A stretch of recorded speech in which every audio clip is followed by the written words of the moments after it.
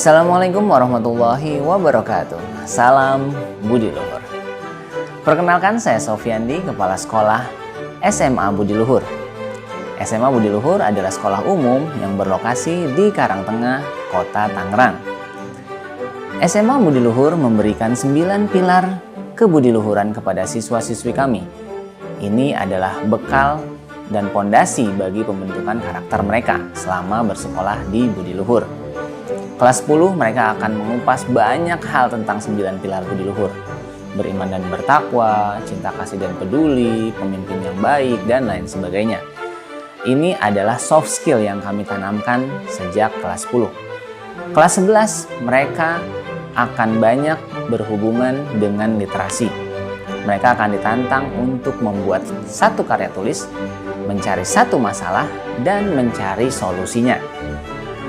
Kami ingin menantang anak-anak untuk menjadi seorang pemimpin, bahwa seorang pemimpin adalah seseorang yang mampu melihat solusi dan mampu memberikan inisiatif tinggi. Di kelas 11 juga mereka akan merasakan pembelajaran perkuliahan di Universitas Budi Luhur. Kami bekerja sama dengan Universitas Budi Luhur. Di semester kedua kelas 11 mereka akan melakukan perkuliahan selama 1 semester. Mereka akan memilih jurusan mata kuliah yang mereka minati. Harapannya mereka bisa mendapatkan bayangan perkuliahan dan tidak salah pilih ketika mereka memilih untuk berkuliah nanti setelah lulus dari sekolah. Di kelas 12 mereka sudah punya banyak hal untuk persiapan untuk masuk ke perguruan tinggi. Pada saat pandemi berlangsung di Maret 2020, kami sudah sangat berpikir bagaimana caranya nih supaya anak-anak kita tetap belajar, tetap berpikir. Karena SMA Budi Luhur, siswa-siswanya adalah sangat beragam. Jadi kami menerima semua siswa dari berbagai latar belakang. Tentu saja penanganannya tidak bisa disamaratakan. Kami harus bisa melihat dari berbagai sisi dan berbagai sudut. Kami memiliki di mid semester kami punya project yang harus diselesaikan. Jadi mid semester secara tertulis kami hilangkan, kami ganti dengan project. Project ini ada 3, project rumpun IPA atau IPS, project bahasa, dan project kebudiluhuran. Dalam mid semester ini mereka harus, dalam 1 semester mereka harus menyelesaikan 3 project, dan mereka nanti akan mempresentasikan hasil projectnya tersebut. Pada saat di bulan Mei, kami mengajukan untuk uji coba tatap muka terbatas. Dan kami lulus dengan baik setelah kami komunikasikan dengan yayasan, dengan sekolah, dengan orang tua, dengan puskesmas, rumah sakit terdekat, dan masyarakat. Semua berjalan dengan lancar. Di tanggal 6 Oktober 2021, akhirnya kami melakukan tatap muka terbatas pertama. Sebelumnya saya berkomunikasi dengan orang tua dulu lewat Zoom di kelas 10, kelas 11, kelas 12. Saya ajak ngobrol dulu plus minusnya, saya ajak ngobrol dulu bagaimana mekanismenya, teknisnya. Lalu kami melakukan tatap muka terbatas. 1 minggu berjalan lancar, di akhir pekan saya mengajak komunikasi lagi dengan orang tua murid untuk melaporkan bagaimana hasilnya. Sampai 3 minggu berturut-turut, dan akhirnya sampai sekarang sudah 8 pekan kami melakukan tatap muka terbatas. Semua berjalan lancar, mereka sholat berjamaah dengan jaga jarak di tengah-tengah, dan kami pisah antara laki-laki dan perempuan. Nah, setelah semua proses berjalan, kami juga melihat hal positif dari siswa kami. Ada OSIS dan duta.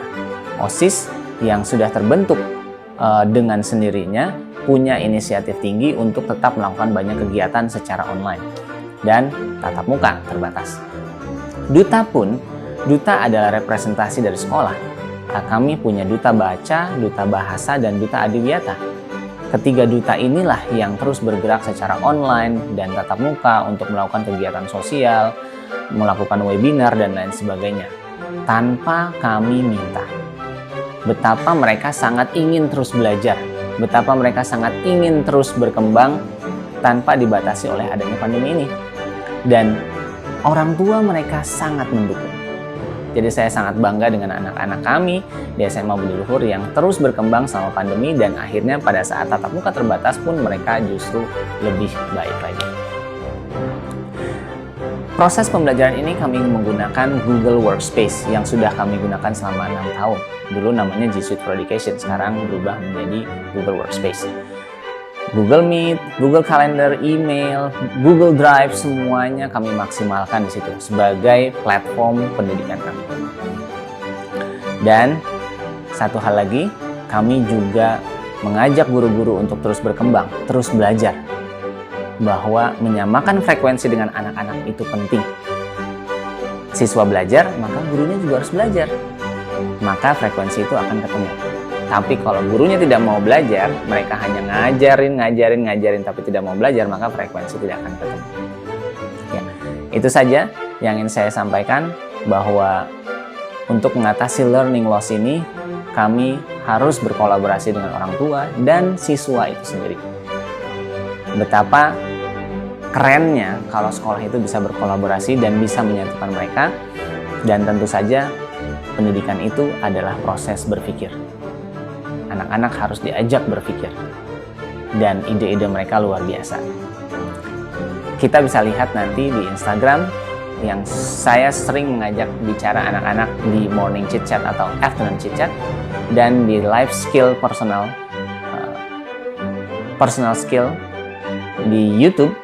Kita juga mengupload semua karya-karya siswa-siswi kami di sana. Ada yang potensinya di nyanyi, bercerita, stand up comedy, terus ada yang macam-macam. Jadi di interpersonal skill itu kita bisa melihat betapa potensi anak-anak itu luar biasa.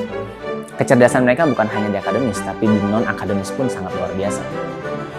Itu saja, mudah-mudahan bermanfaat. Terima kasih. Assalamualaikum warahmatullahi wabarakatuh.